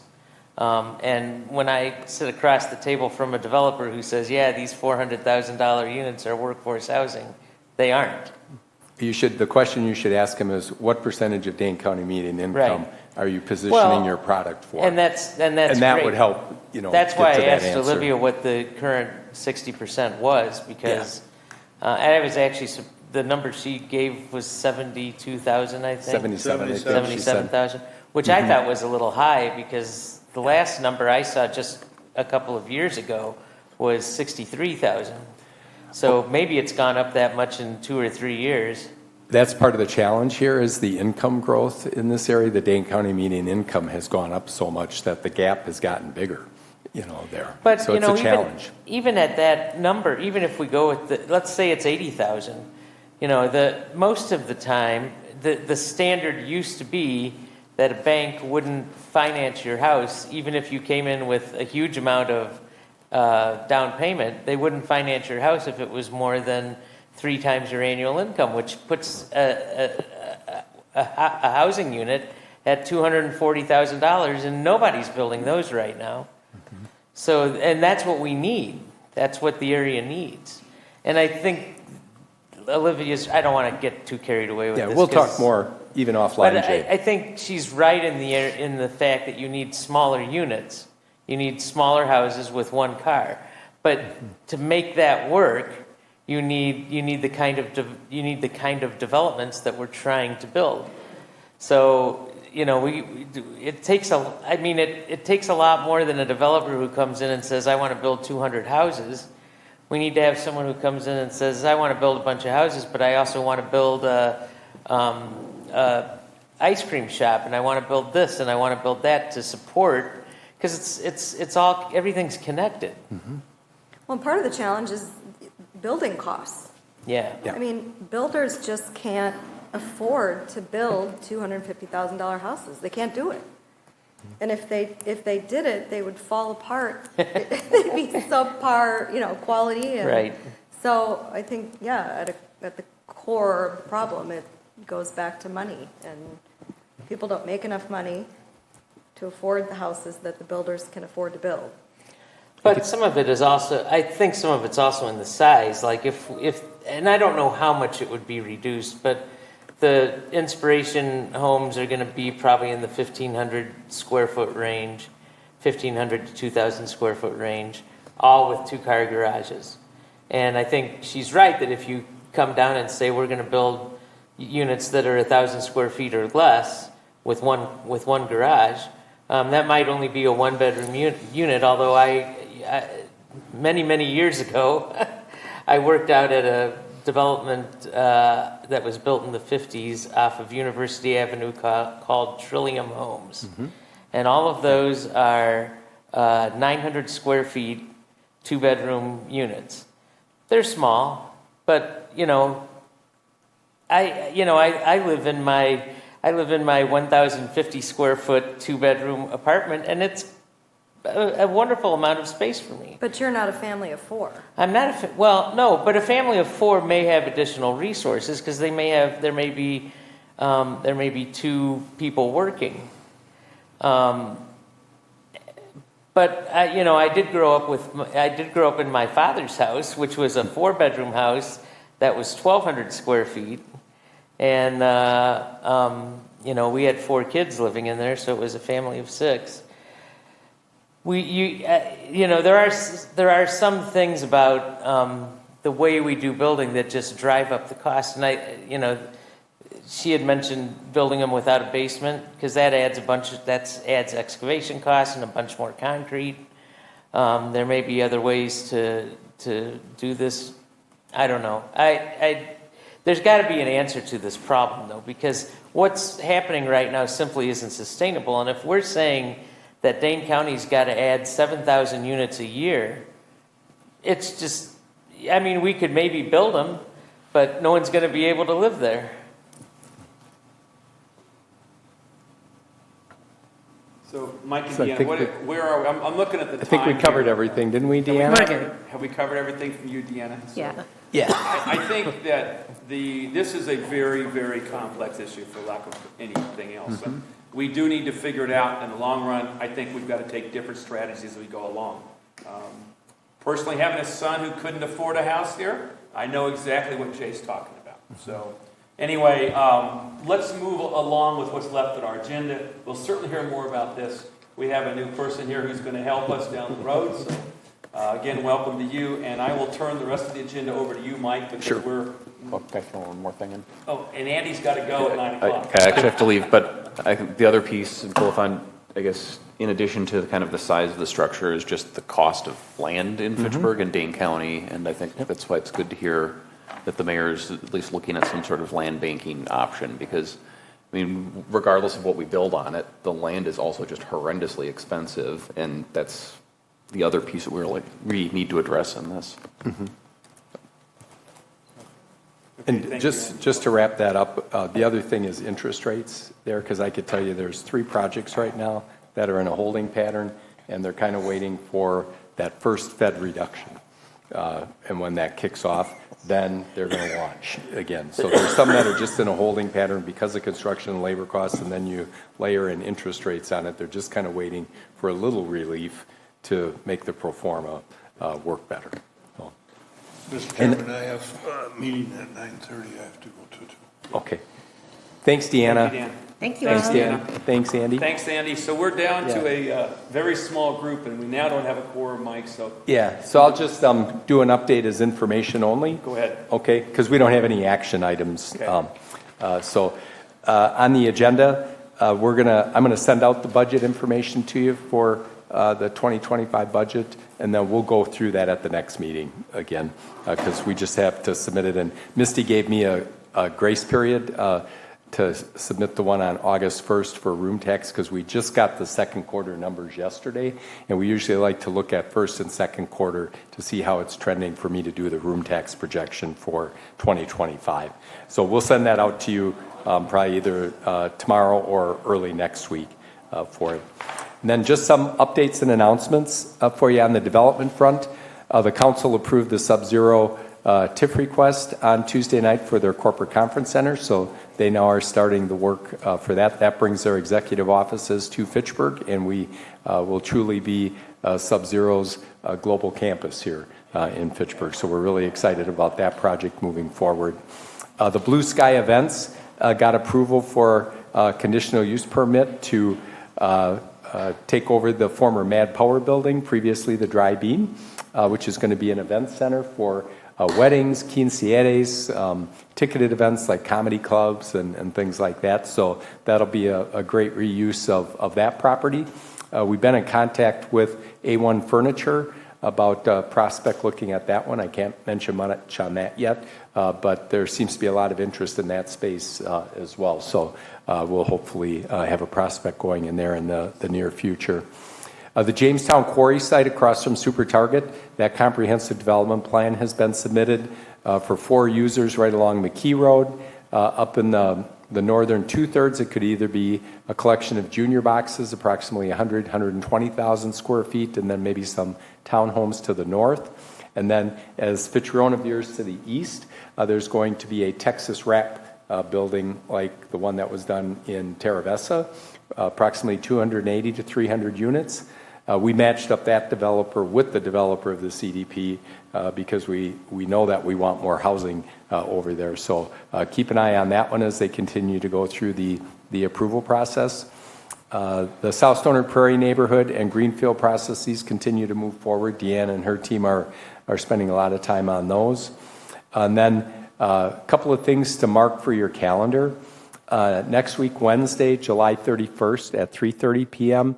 is the groundbreaking for the hub up in North Fish Hatchery Road, north of Traceway Drive. If you remember right, or back, CETA was the one that provided some early visioning money to kind of launch that whole process and everything. So I'm going to be on vacation next week, but if you're available, I would encourage you to attend that event.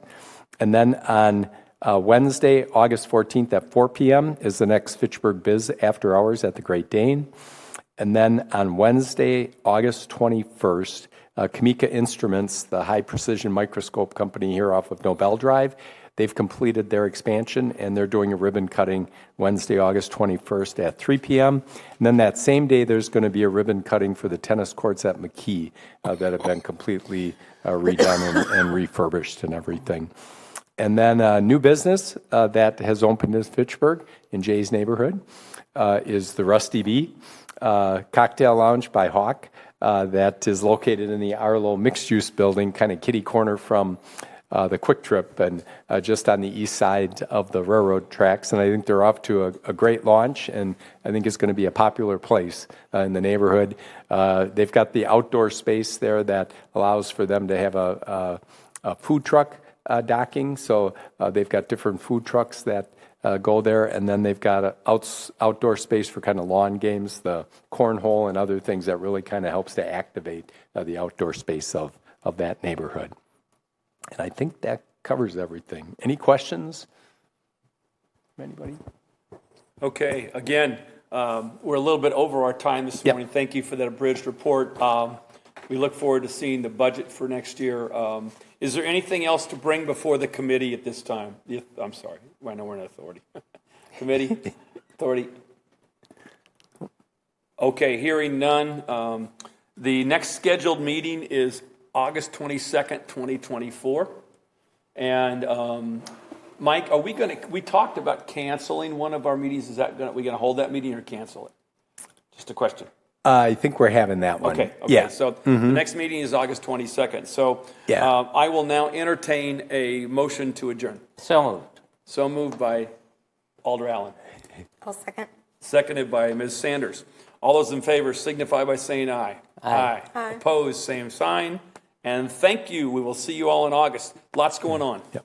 Thanks, everybody. Yep.